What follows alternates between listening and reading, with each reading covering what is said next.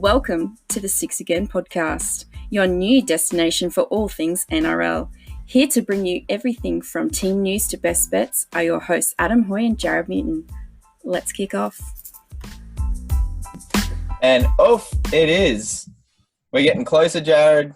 We are getting closer. Close. Welcome into Six Again, guys. My name's Adam. Co-host over there is Jared. I always call his name right when he's having something to drink. He's waving. Yes, we're on YouTube, so if you want to jump on there at some point, links on our page. You can find and criticise our timing of how we start this every single time. I start it when I see an opportune moment in your camera where you're not going to be ready. It's perfect. Welcome in. I think we're up to episode 20-something, 22, I think. It's been really good lately, so we've got a fair bit to talk about with the round 3 kickoff only, a week and a half away. Yeah. Which is freaking exciting. And they've finally released some of the games that are going to be played. And that's definitely one of the topics we'll talk about. So rounds 3 and 4 have been released. We'll have a look at those, strength of schedule, how the top 8's looking, how the top 8 may look at the end of those couple of weeks. And then just all the other little tidbits of information that we do each week, injuries, TV deals, all that sort of stuff. And, and then we've got 2 more teams to dissect, best ofs from 88 to 2020 with the Cowboys and the Sharks. So, how was your weekend, Jared? You would have had a long weekend as well, eh? Yeah. Show holiday where I'm at, so it's pretty good. Kind of just sat around and did nothing all weekend. It was fantastic. Went to a big bonfire last night, which was good. What about you, Adam? How was your... With less than 10 people, I'm sure. Of course. Actually, there was. 2, 6, 7. Well done. Great. Yeah. Yeah. What about you? The little part of the world that we come from, the local show, we still got the holiday for that, even though the show's obviously been cancelled. So that was fantastic. So we both had long weekends. Yeah, just catching up with family. My father-in-law's 60th birthday was today, so we took the kids over there and an awesome pulled pork slaw burger lunch, which is pretty cool. And yesterday we did a Mother's Day a week late. Brother and his wife came up from Brisbane. And yeah, it was great. Went for a bush walk, went down and look at waterfall. It's a pretty good weekend. Not as tired as Kieran. Is Kieran Boulder? Boulder? No. No. I think it's in winter. Your hair doesn't grow as fast. Yeah, so Kieran, as you guys remember, Adam's brother will be done our bets early in the year that we've lost every single one of them so far. Yep. Except one that's still pending. But we're hoping to have him on again in the next couple of weeks to set up a whole new ones all by the end of for the end of the year. So we've got the last one we've got riding, I think, on this. Oh no, we've still got the Titans, obviously, the end of full season one, but Latrell Mitchell to be in the 3-2-1 conversation against the Roosters next Friday night. So that'll be one to watch. And unless he pulls something magical out of his ass, we're going to might actually have a win there. There's a big amount of space there, so we'll I'm sure he'll find something. All right, let's have a look. Little tidbits of information before we get on to the big news of the week, which is, of course, rounds 3 and 4. We're going to start on a sad note with the news that one of the 2 Gladiators on the NRL Premiership trophy passed away on Saturday night or last night in Arthur Summons, age 84. So condolences to Arthur's family, and not only a loss to them, but a loss to the game in general. Supposedly, from the people that know him, he didn't show a lot of emotion, but from the little bits that we saw each year at the grand final, he had a bit of, what's the word? He had a very dry sense of humour, whereas Norm Proven's a strong, silent, tall man, and then he had this kind of short little Arthur, always doing a little joke. Yeah, You know what's And kind of disappointing about the whole thing? Due to COVID-19, if someone passed away, generally on a normal season, they'd get a whole round commemorated to them. Like everyone will do a minute silence. They'll probably do a minute silence, but the crowd won't be there to, pay their respects the whole weekend. So that's kind of disappointing. I wouldn't be But, surprised if they did something on grand final day. Well, it'd be great if they could, because, he's going to be forever put on that trophy. So, yeah. So we did a little bit of digging. So some things you may not know about. Arthur Summons played rugby union and rugby league for Australia. And he's one of the very few players who is distinguished with playing for both New South Wales City and New South Wales Country. What? I didn't know that. He was the Australian captain in the third of the three Ashes tests in 1962, and then came back in 1963 as the captain coach, and led Australia to their first Ashes win over Great Britain since 1911. So Great Britain used to be pretty damn good at rugby league, and the fact they beat us from 1911 to 1963, he was the captain coach of the first team to beat them. Unfortunately, our generation wouldn't have got to watch many of those games. No, there are highlights of him playing, so you can jump onto YouTube and have a look at them. But big loss to rugby league, and I think Peter V'landys actually spoke quite well and respectfully, and really pointed out the positives of this man in his life and what he brought to rugby league. So condolences from Six again. Yeah. Going on to some better news now. It was announced that Fox Sports, Channel 9, NRL are still working through their new TV rights deal, considering they supposedly were trying just to get this season back up and running, looking at a 7-year deal worth over $2 billion. So there'll be announcements on that next week. But the good thing coming out this week is that the NRLW, or the Women's League, is part of the negotiating rights this time. They were written into the existing one in 2018 when when the competition for the women kicked off, but this is the first time they're actually part of the bargaining agreement, which is great news for the women's game. Well, it gives them a guarantee that they're going to play it, because... And get paid. This whole time no one's really actually mentioned the women's game. That has been really focused on the men. So, yeah, really good. We talked about the Warriors last week, asking the government to help them out, because they've been one of the foundation clubs in the women's game. So hopefully with this up in the news as well, it pushes them even further. And Jared and I are both big fans of the women's comm. It's really good to watch, getting to know a lot of the new athletes. And I'd like to say that the rest are a bit more lenient on their hits, because some of the shots in that league are awesome. Jared's just laughing. He's got nothing on that one. Other good news from a previous episode we had with Sandy from the UK, talking about whether the NRL will be broadcast. News on that: Sky Sports will be showcasing all 8 games in round 3 and all 8 games in round 4 through Sky Sports. So those fans in the UK at least will have access to 16 live NRL games over 2 weekends, which is huge. Is Sky Sports our version of Foxtel, so they have to pay for it? Or is Sky Sports Channel 9? I'm not 100% sure, because I know in New Zealand you can get Sky Sports pretty much everywhere.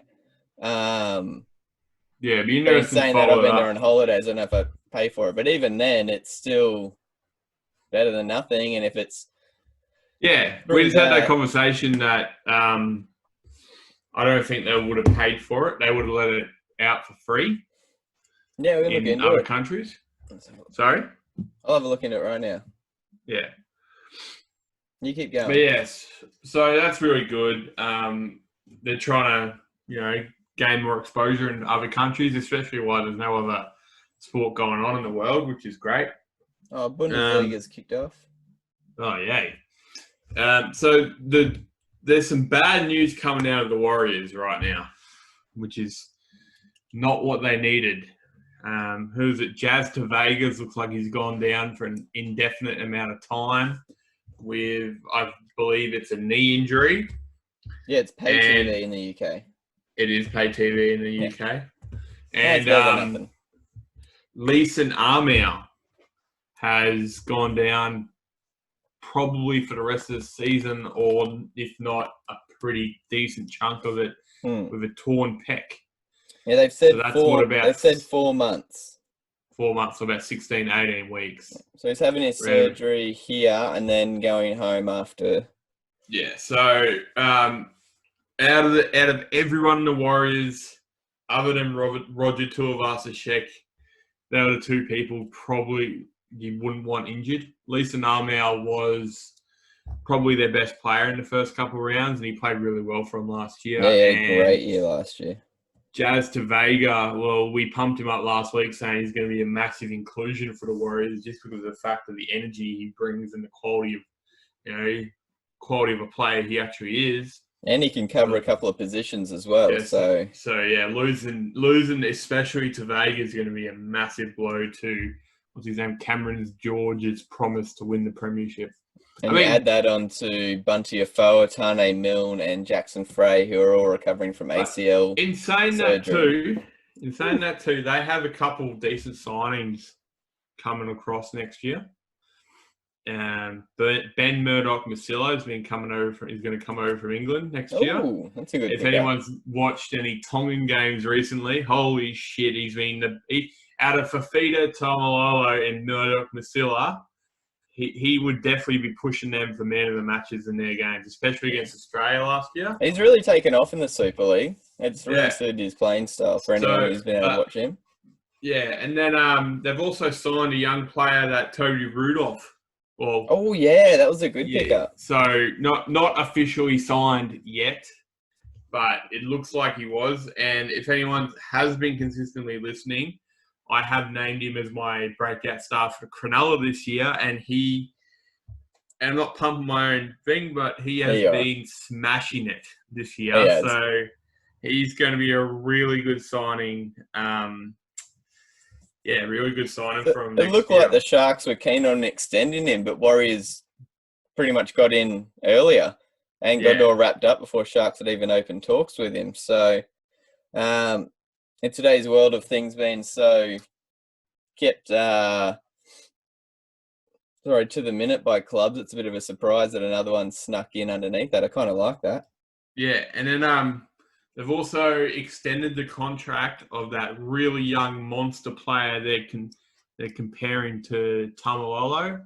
He was close to their best player in the first 2 rounds. I think his name is Jermaine Tanua-Brown. So keep an eye on him.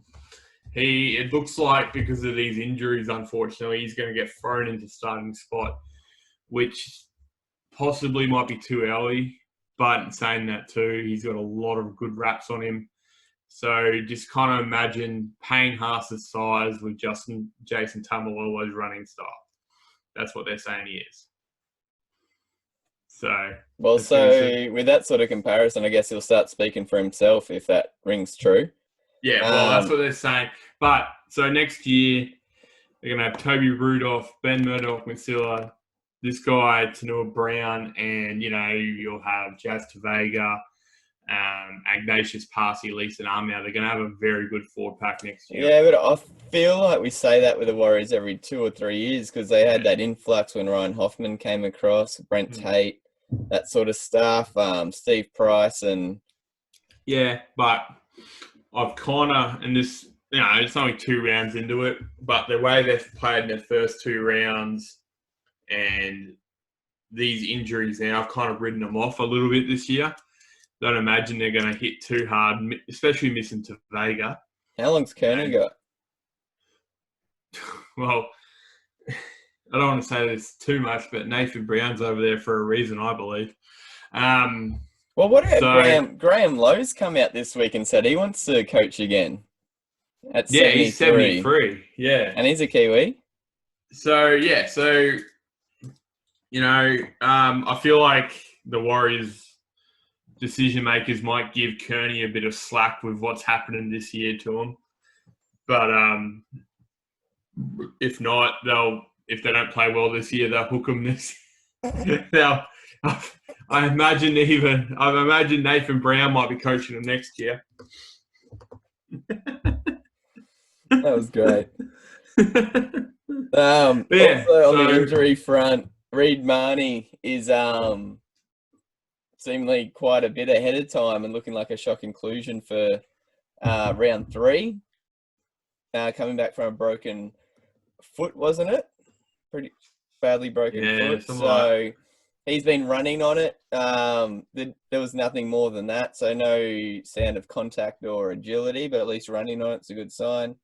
And that's pretty much a good sign for Queensland. Injuries. Sorry? That's a good sign for Queensland.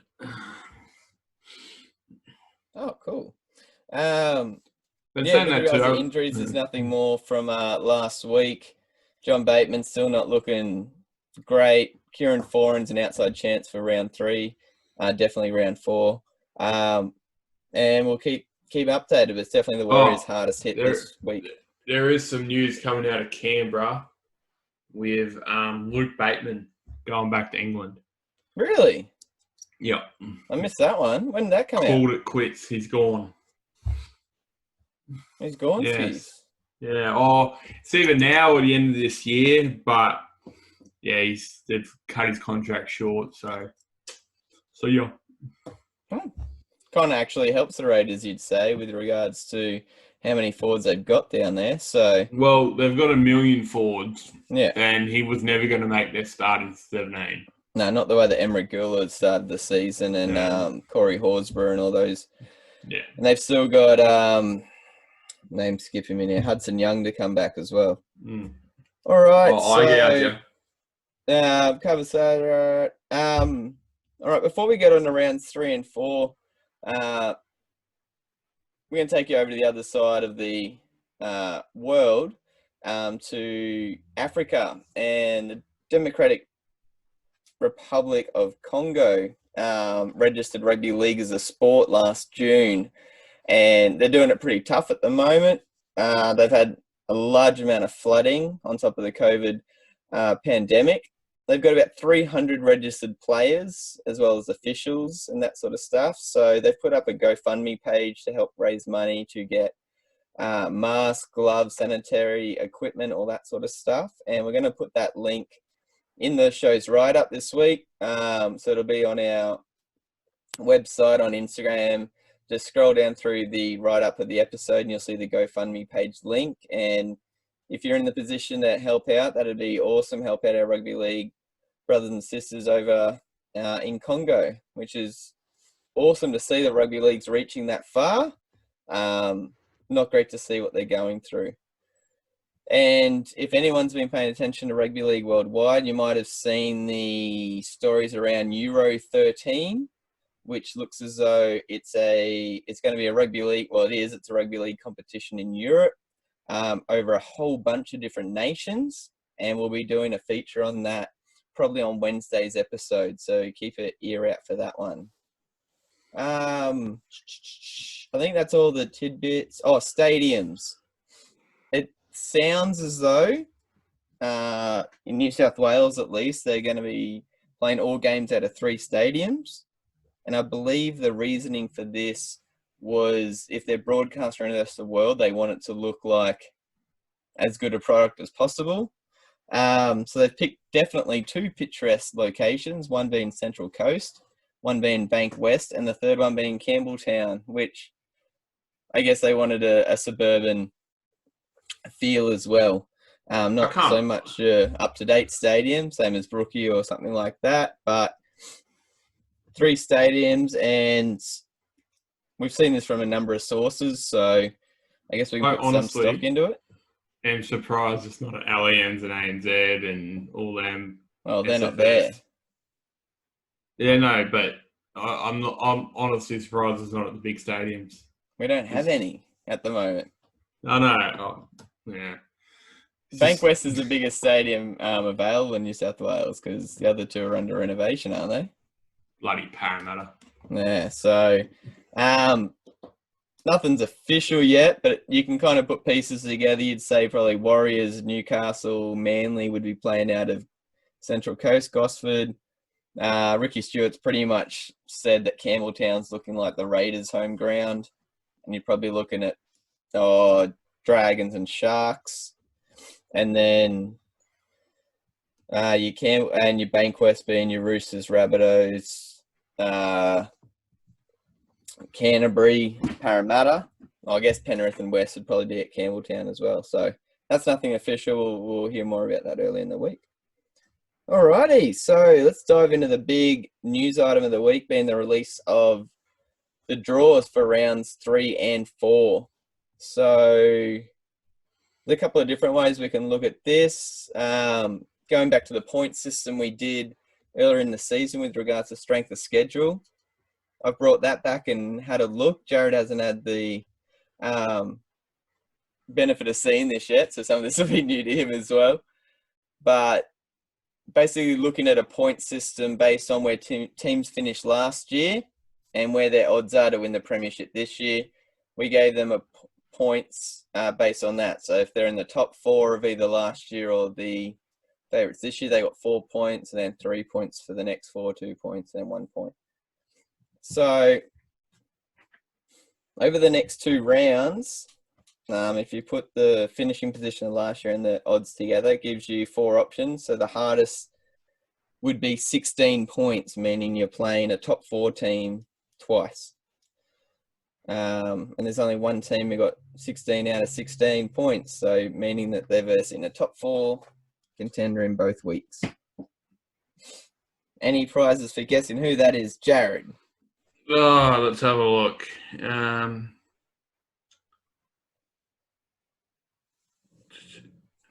Broncos. Who Broncos play? Parramatta. No. Roosters.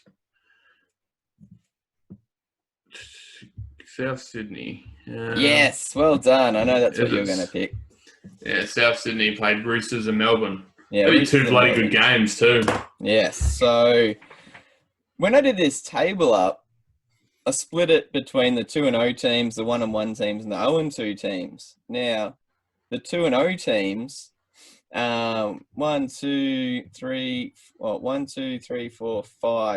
out of the 6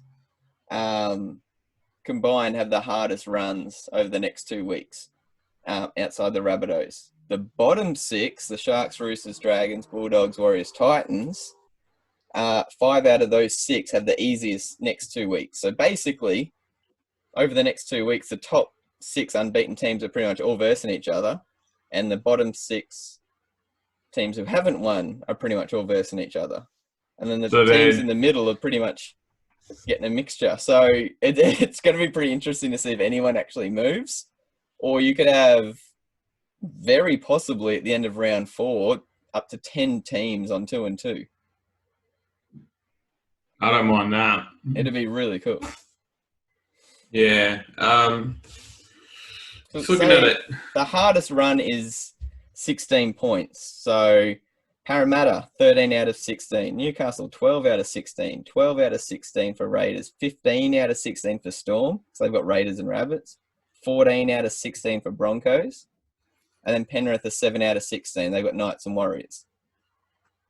So, like I said, apart from the Rabbitohs, they're all the hardest runs. And then Roosters down near the bottom, we've got Rabbitohs and Broncos. Yeah.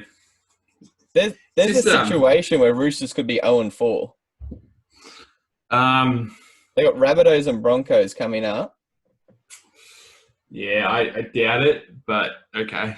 I doubt it would be against odds of what we've seen previously, but it's also not like they're versing Warriors and Gold Coast. Yeah. And Rabbits are 1-1. They're fighting to get up into the 8. Broncos want to hold on. There's some bloody good games I'll be looking forward to. Oh yeah, like Broncos versus Para. It's like the big forward pack of Broncos versus the Flair Para. That'd be awesome. And the first time they're versing each other since Para pantsed them in the finals. Yeah. And then obviously the Roosters South Sydney game, you don't really have to talk about that too much. Storm and Raiders. Yeah, that's going to be a fantastic game. And then, you know, for me, my little brother supports Penrith, so I was gunning for that one. Little mutant match there. Yeah, so that's going to be really good. Manly versus Bulldogs. It's always an arm wrestle. Yeah, well, that's what it'll be.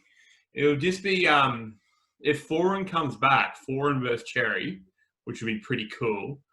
But it would just be Foreign trying to fight back against the Manly just constant wave. So it'd be really, if Bulldogs bring their attitude, it could be a really good game.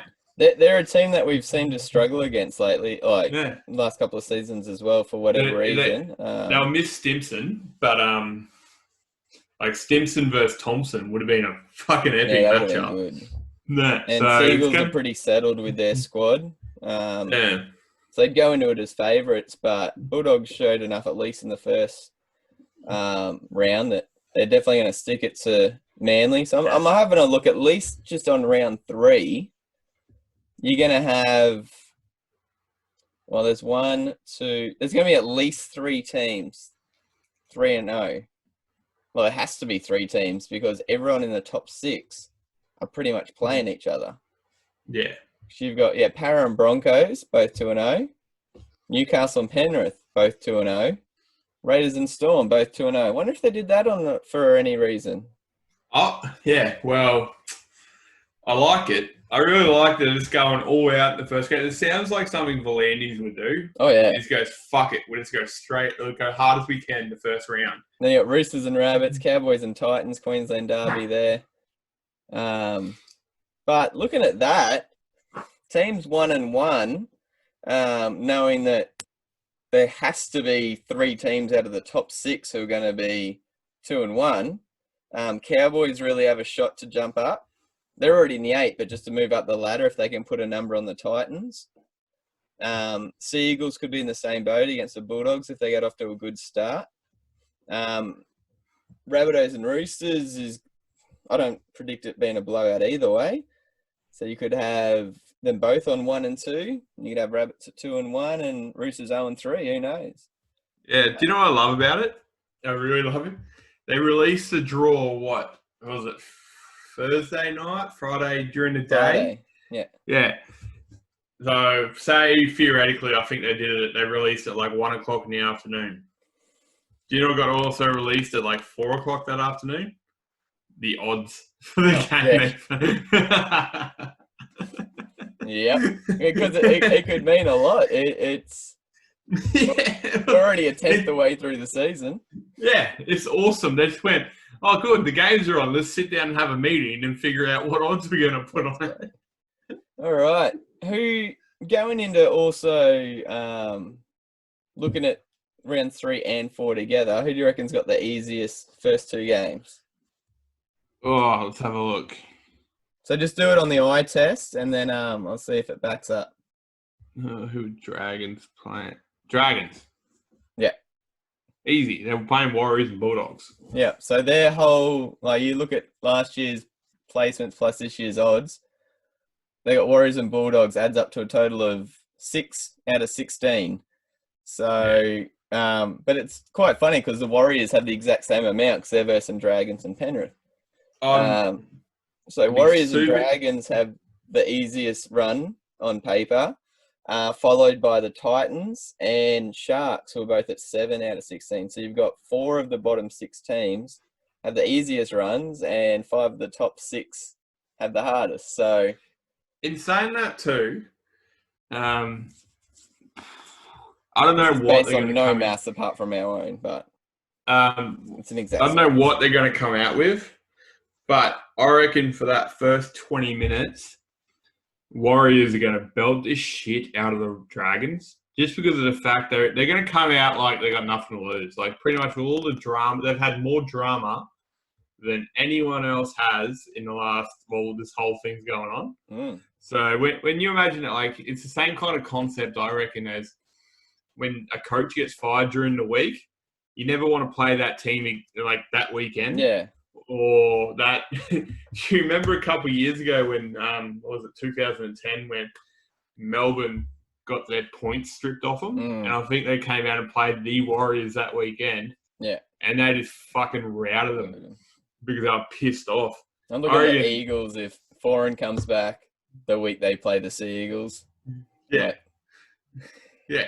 So that's the thing. I reckon I check the odds on the Warriors game and just throw a bit of money at them just to see if they do come out with that fuck you attitude. I don't know. It's going to be hard. Obviously, when that happens, it's hard to sustain that for the full 80, especially the first week back, where you're just going to be seeing there's going to be players, whole squads are just going to be blowing. Yeah, it just depends how Dragons handle it. But you just know when something goes wrong with a club, you just don't want to play them that weekend.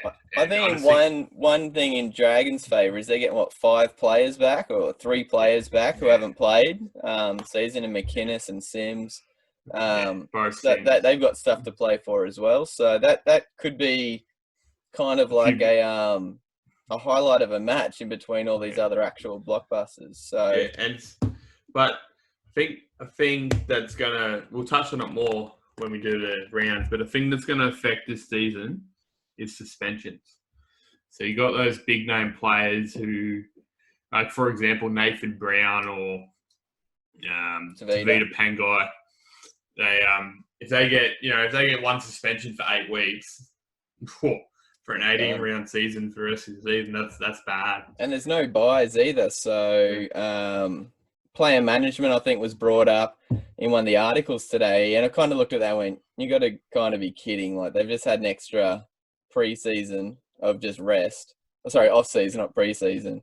They're not going to get buys, but they've had a longer rest than they usually would anyway. Yeah, none of the players are saying that. No, it wasn't players. It was just... No. Yeah, but the players... I actually watched a footy show this morning, and they're saying that I think it was like a stupid 10 minutes with Sterlo, the free media guys. No idea. And they come up with how they don't reckon Origins are going to be as quality because they're playing straight after the grand final. And I was sitting there, I'm like, it's going to be fucking epic this season. It's going to be huge. Yeah. And they're like, I'm not even going to get the best players. And I'm like, even if they don't, even if there's like 1 or 2 injuries, the players are going to come in, going to go harder. Why would you not have the best players? I don't get that argument. Oh, no. I would imagine as soon as you get knocked out of finals, they'll go straight into Origin camp. Yeah, he's going to walk straight on the Fittler's or Walter's doorstep, and they're going to go hard as keep them game ready. The other thing that's quite interesting is looking at teams like Melbourne, Roosters, Broncos are probably the 3 most recent who have really been impacted over Origin. That's not going to happen this year. So you're not going to have usually your Warriors, they make a point of it throughout Origin, where they lose almost nobody. Coming up against severely weakened teams is a chance to pick up points. Well, that's the thing. That's not going to be there unless the coach determines to rest players at certain points through the season. Well, I wouldn't be surprised that going to have, especially the Roosters with Boyd Cordner. But everyone is exactly right. No one's going to have any opportunity to beat a few weakened teams this year. Like Newcastle went on a 5-game winning streak last year. It was right smack in the middle of Origin. They thought they were well beaters, but then you turn around. Pretty sure they beat the Roosters and they got 40 points on them when the bloody team came back. So it's a big deal, that Origin season, and Broncos especially have suffered for it over the years because obviously one of the only Queensland teams. So I think there's still people out there saying this season's going to have an asterisk next to it, and I kind of hate that because every team is doing the same competition as each other. There's not going to be buys.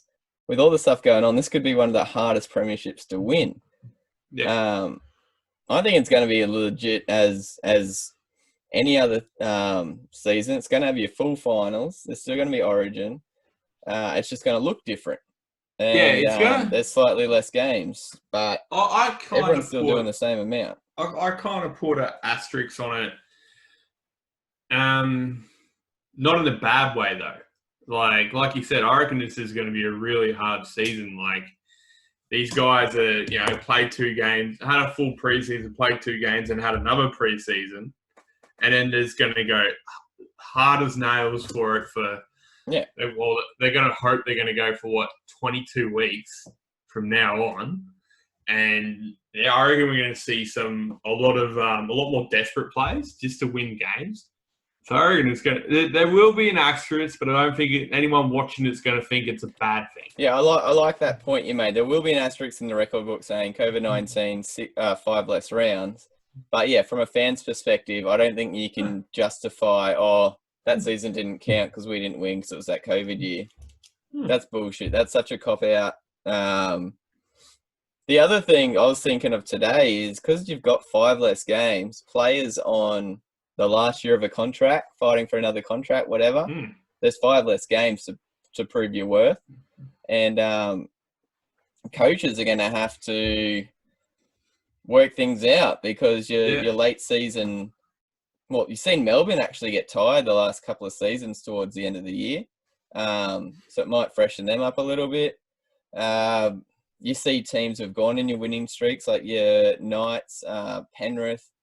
They don't have to sustain that for as long this year. So is that going to be enough to get them into 5th rather than 8th? It's going to be really interesting to see. I've said it before. It's going to come down who has the smartest preparation and who thinks to do something that's a little bit different, that's going to suit the way the game's played. And it'd be interesting who is the smartest, I wouldn't say coach, but the organisation to get their players ready.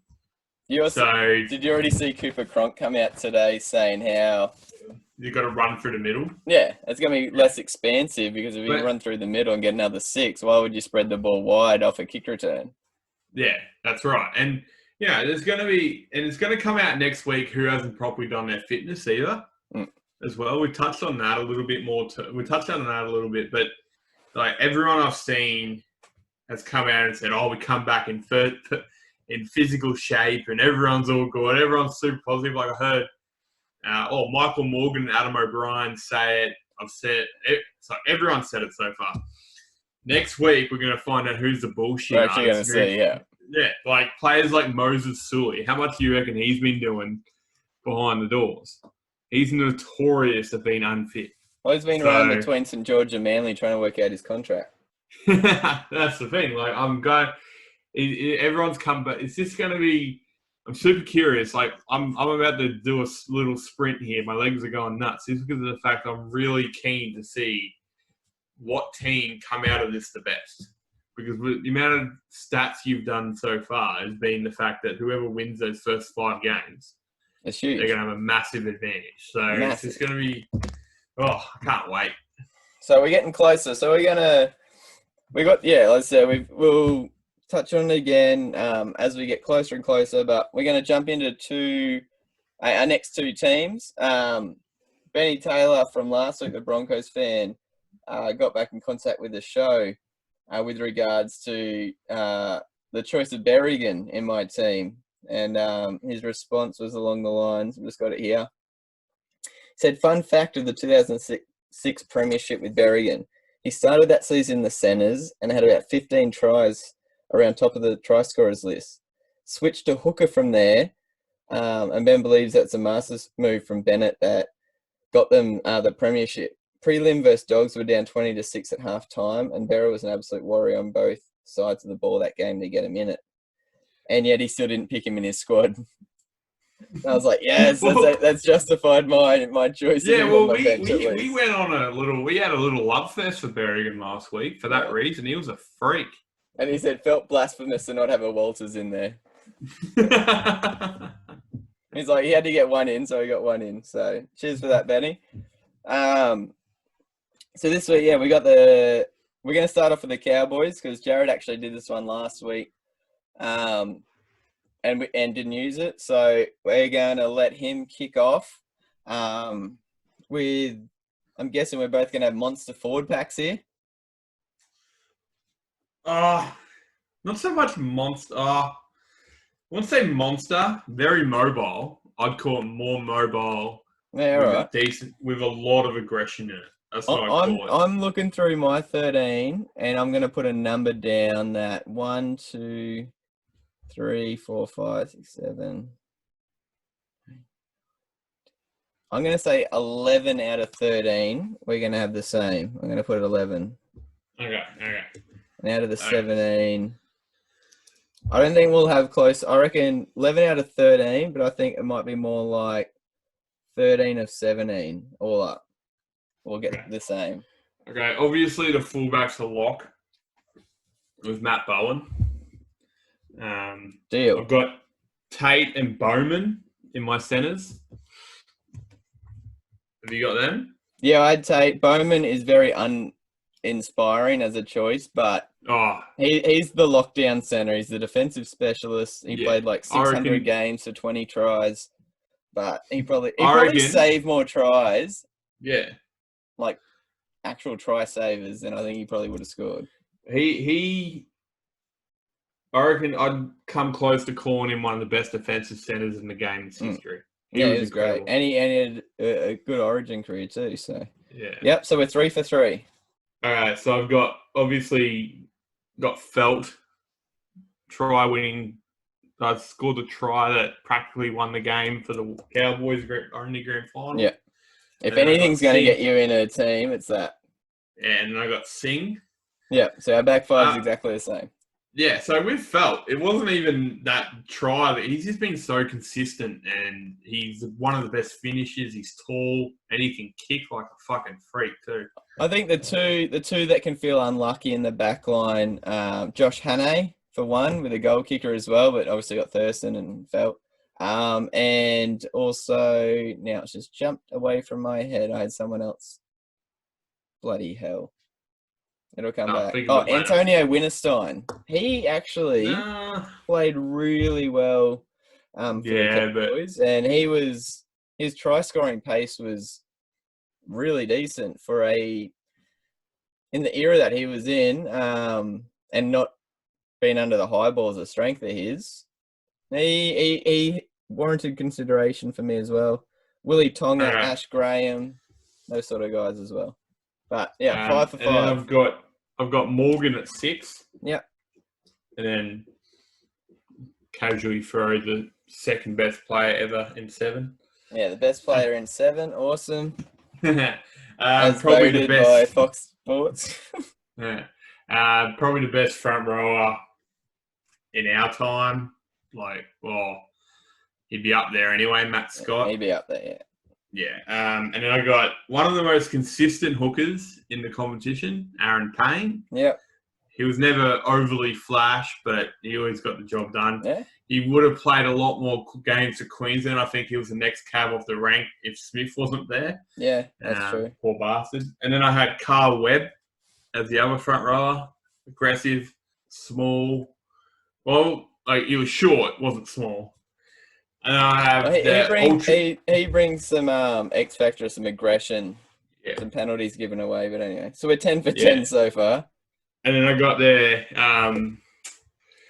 ultra consistent, never let you down, best hole runner of Thurston ever. He was the Steve Menzies to the Jonathan Thurston, Gavin Cooper. Cool. Then I got the big fella talking about penalties, Luca O'Donnell. I'm guessing you're going to have Tamalolo? No, Dallas Johnson. Oh, okay, cool. No, Tamalolo. So we had the exact same starting 13. Well, they were easy just because of the fact they haven't been around too much. The bench will probably change it. I got Johnson on my bench. You had to have Johnson on your bench. Jesus Christ. So we've had one change. I couldn't fit him. I couldn't. Oh, okay. And then I got someone who's never really talked about much, but if you ask anyone who played in that grand final, they'll pump him up a lot in Scott Bolton. Yeah, he got my 17 over Johnson. Yeah. And I got James Tarmo. Yeah. I think he played his best years at the Cowboys. Yeah, he hasn't really shown that much at the Penrith yet, even though he's their captain. And then I put Hannay on the bench. Okay, so he was your utility. I was wondering who you're going to put in there. Yeah. So I put... The one that I put in, I know you're not a big fan of, but I believe when he played for this club, this was his best form. And as a Queensland fan, he was a player I was really worried about because he was going going to to be one piss of me the off right now. Yeah, he was going to be one of the first selected New South Wales until he broke his arm or leg. I can't remember which one. Oh, you did not. I think it was his arm. No, there's his leg. You're talking about hole runners. His form for the seasons that he was in the Cowboys, he hasn't played that anywhere else he's gone. He kind of got towards it with the Dragons last year. But the other thing is I'm looking at that forward pack, and outside of Carl Webb, I guess Luke O'Donnell did a little bit, but there's not much. Luke O'Donnell, that was a Luke O'Donnell. He was just aggressive. Yeah, I know, but he was also injured like 80% of the season. So it's always Tarek Sims. Yeah, but you put the two of them together, you're going to get one decent player for a whole season. And because I went with Tamo and Bolton on the bench as well, two guys who are just going to come on and do their job, but not bring any X factor off the bench. Yeah, I went Sims. I think Glenn Hall played over 100 games as well. Glenn Hall's a struggle for me. I love Glenn Hall. I love those consistent, no-frills and then players. If you look back towards the start, you had your John Buttigigs, Glenn Morrison, again Julian O'Neill, Michael Luck made his debut, played over 80 games, Kevin Campion, Paul Rahihi, Shane Tronk, like all these sort of just workhorse sort of guys, and you couldn't get them all in. So I went with my Scott Bolton as the workhorse, the prop in Tamo, X Factor in Sims, and my utility is a bit more modern, but I believe compared to Hannay, was it Ben Barber? This guy can cover more positions, halves, fullback. I'm sure centre or wing if he needed him to, and I'm pretty sure he goal kicked at one point. Not that it's he's known for. He's over in England now. He's still playing, but I think he played really well for the Cowboys and was there for their grand final win as well. So I threw Lachlan Coote onto the bench. No. So he did kick. The reason He did? He did kick. Yeah, cool. The reason I put Hannay, I understand Lachlan Coote was amazing for him. But the reason I put Hannay, I just think he earned his spot no matter where. Yeah. Lachlan Coote, obviously more of the utility than him, but Josh Hannay, like his try-scoring record, played for Queensland. When Cowboys were bad, he just led from the front every single game. So I think he just earns his spot out of respect more than anything. Like, probably if you want to win a game, you'd put Coote in at fullback. That's probably what I want my best team to do, so yeah. Yeah, no, but you don't want your best team to win. You're a Manly fan. But yeah, I keep thinking I should have put Hopper-Whitey instead of Robertson. That's my bad. But but I also think Lachlan, after they lost Matty Bowen, they went through so many fullbacks to try and find someone to replace him. They finally thought they got it. Oh, sorry, no. I was thinking Ben Barber, then he came in after. But Lachlan Coote, I think, came up. Wasn't a huge amount of media around him, but he played really well for him, and it was a big sweep play. He was a fringe New South Wales player there for a while. He was similar to Kirk Kidley. Yeah, just was never going to get there, but he, I'm pretty happy with that team. It's safe. It's got points. Thurston's got a whole bunch of people to put through. Yeah. I love the idea of Bowen, Thurston and Morgan and Payne in the same team. That is just so much creativity in one team. Yeah. Like where do you go? And Aaron Payne was surprisingly fast for and he was super creative. Him and Thurston. They were so good to watch. Like if they had, I won't say the best forward pack because they've always had a half decent forward pack, but they never just had that really like punching player in there. Tamalolo wasn't the Tamalolo he was now. He was still inconsistent, still learning his trade. Yeah, but like their forward pack, as you said, was never really aggressive and in your face. It was more of a workhorse fullback over the years. And when they won their premiership, that's probably what they found in Tamalolo. Yeah. So if Payne was there, saying that too, they did have Granville. Yeah. But Payne was just had that He was more experience head on me as well. Yeah. So yeah, I would. If Payne was there, wouldn't even Broncos wouldn't even come close. I reckon. If you look at, I'm just looking at all the players that I've written down for Cowboys, you could just get a 1 to 17 workman's team out of this. Because you got Ty Williams, as well, like winger. You put him at fullback, and I said, Shane Tronk, Steve Southern, Ethan Lowe, Kane Linnett. Oh man, Frankenstein himself. Oh man, you could get a workman's 17 out of that. All right, so let's have a look now. This one, woo! There's going to be some people jumping on us. I believe your sister's a Sharks fan, if I'm not. She. All right, so do you want me to go first, or you do? Well, I know that this is one that we went over at this before the show. I know our back five are the same. We kind of stopped there, but this was tough for us because it's not a Sharks haven't had a lot of success.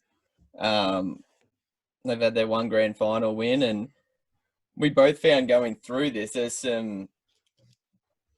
a lot of guys with similar statistics, similar games played.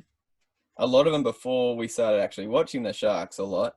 And then you've just got superstars littered throughout the last, in that time period. So it's quite difficult putting players in you didn't watch a lot of. So we'll see how we go. If you're a Sharks fan, rip into us if you don't like what we're doing. So obviously back five. I've got to take a hit here. We're doing it kind of together, and I stupidly asked Adam, who can I put in the centers? Adam nearly punched me through the computer because obviously ET. Like, come on.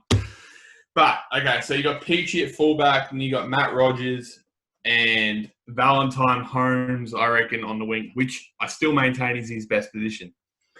And then, obviously, Andrew Eddinghausen, I put him down as captain, and Bunganar. Then their halves, I've got Preston Campbell and Brett Kamali. I hate this, I got Fafita at front row. Oh, I've got him on my bench. So I've got Ennis at hooker. Ben Ross, I reckon he was a great player for him. Yeah, I couldn't fit him in, but I can see why you got him. And this back row legitimately scares me. I will say that one of the players in there would be, after Andrew Johns retired, my favourite player to watch in the whole of the NRL, and that is Luke Lewis. I love Luke Lewis. He was an absolute weapon. I thought you were going to say Scott Minto. I don't know why he didn't play more in New South Wales. I really don't. Injury, he could have. Oh. And then I've got Wade Graham as my other second rower. Yeah. And then I got, obviously, had to put Paul Gallen in there. Yeah. Love him or hate him, he's their best lock. Then I've got John Morris, their current coach. No. And Luke Douglas. And Jeremy Smith. And then wait on that. Greg Bird. Okay. So when I said before, like, there's a whole bunch of players that you could put in with similar stats, like your Ben Ross, Luke Douglas, Jeremy Smith. You look through the rest of the list, you've got guys like Danny Nutley, Robbie Kearns, Cade Snowden, Anthony Tupou. There's like a whole bunch of guys very similar to these guys that Jared didn't have in. So looking through my team, pretty much exactly the same, or the back seven, or all the backs exactly the same. Hooker the same, back row the same, but I went a bit more old school with my props. I went with, I like to call him the brick on legs. I know Lazarus with the brick with eyes, I think. But this guy didn't even know what a sidestep was in Martin Lang. I just loved everything about him. He just got the ball, took it up, boom, give us 10 metres, he'll do it all day. Jason Stevens, one of the most damaging props in the game when he was on top of his game. So they were my two starting props with Lewis Gallen and Graham in my back row. And then with the bench, I went half new school, kind of half old school as well. So my utility was Chris McKenna. So being able to play second row or at centre, workmanlike, very strong player, very safe. Andrew Fafita, bit of punch off the bench. Greg Bird brings me my aggression, and then Tawira Nikau. Such a good player. Melbourne, Cronulla. And I didn't know this but until we did a bit more research, but he actually started his career at Castleford, played over 150 games over in the Super League before he came over, then played for Sharks in Melbourne, and then went back and played for Warrington. So not a bad bunch of 4 teams to play your career in. And looking through that team, it's pretty damn good. And considering they only won their first premiership a few years ago, you're looking at some of the players on this going, man, if they were all kind of here together, I know it's the point of this whole exercise, but I think this is going to be one of the dark horse teams kind of moving forwards. So into the bracket. So we'll, I'm trying to look for the weakest link there, and it may be the halves in Campbell and Kamali. And if that's your weakness, you've got a damn good team, because there's nothing really weak about those guys. So that takes us through, I think we've done 8 teams now. We've got Sharks, Cowboys, Broncos, Manly, Knights. I feel like we're missing one there. Bulldogs, Warriors, and West. So yeah, we're pretty much halfway through. Keep shooting your teams in, because it's better for us. We like it more when fans put their teams in. So if you're a Raiders fan or a Roosters fan, Storm fan, any teams that we haven't covered yet, make sure you shoot them through, because we love to see what you guys think of your own teams. Sorry. You know, I really struggled with, and it's kind of highlighted in the last 2 teams we did, is players I feel like should be there out of respect, but probably don't make the best team. Like, yeah. I have to border it as, like, for example, Mitch Healy. Yeah. So I never even heard of this bloke, and Adam was going on 222 games for the Sharks at 5'8". Yeah, never even heard of him. But yeah, John so Docking. like Luke Douglas, I wouldn't say he's been, you know, their greatest player, but you know, he was always one of the first put on the team sheet because he was very consistent and safe. And he they didn't have anyone else at the time. Yeah, and they played, over 200 games.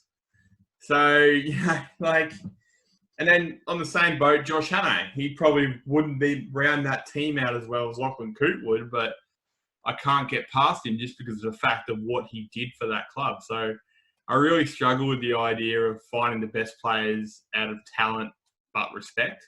Yeah. That's fair. So it's just, I struggle with it, but I'm sticking to what I'm doing. Cool. So, like I said, if you got any of those other teams, shoot them through to us. But we're going to finish with, you might have seen this week on Facebook, I think we've put it up. We are going to be doing a live stream, our first one, which will be during Thursday's game next week. So, not next week, sorry. 28th. Week after, 28th. I'm going to head up to Jared's, and we're going to be watching the game at his place. But we're going to have a live stream on us as well, so you guys can chat with us through the game, preferably through YouTube chat. You'll see that our YouTube links on the website as well, up in the write-up on the bio. You just click on the Spotify link, Apple Pod link, wherever you get your podcast, and our website will be up there.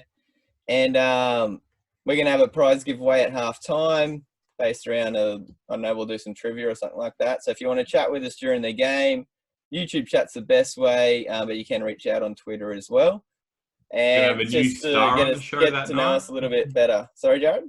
We're going to have a new star on the show that night.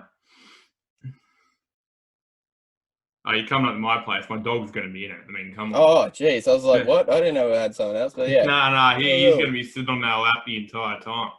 So if you're as keen about the footy as we are and you're going to be cracking a couple of beers watching the game, may as well do it with us as well. So hopefully we can see you then. Other than that, we'll catch you guys Thursday morning. See you later, guys. See ya.